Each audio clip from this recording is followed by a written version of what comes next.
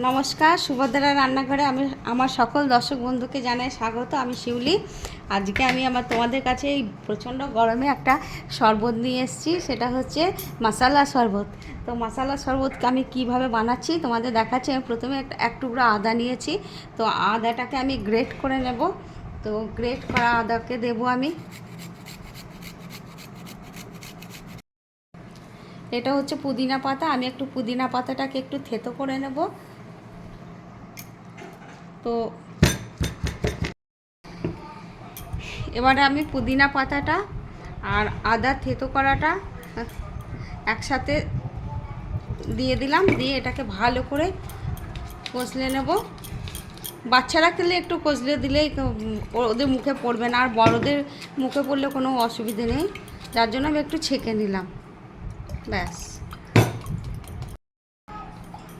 এবার আমি দুটো গ্লাসে দিয়ে দেব। দু টুকরো করে বরফ দিয়ে দিচ্ছি। প্রথমে বরফে কিউব দিয়ে দিচ্ছি। এবারে আমি আদা আর পুদিনা পাতার যে রসটা ছেঁকে নিলাম এটা ঢেলে দিলাম। লেবুর রস দিয়ে দিচ্ছি, পাতি লেবু রস 2 চামচ করে দিয়ে দিলাম। আর এটা হচ্ছে তোমার এই যে হজমোলা আছে, বাচ্চারা এগুলো খুব পছন্দ করে, বড়রাও করে। একটা করে দুটো হজমোলা দিয়ে দিলাম। আর একটা গ্লাসে আমি সুগার পাউডার দিয়ে দিলাম, চিনির পাউডার দিয়ে দিলাম।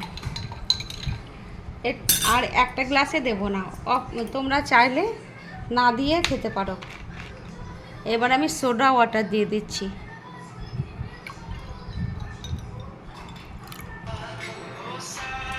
দুটো গ্লাসেই সোডা ওয়াটার দিয়ে দিলাম। আর এবার আমি বিট লবণ দিয়ে দিচ্ছি।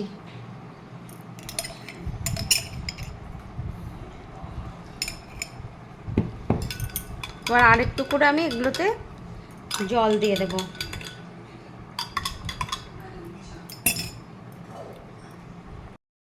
লেবু স্লাইস দিয়ে দিচ্ছি, পাতা দিয়ে দিলাম ওপর থেকে।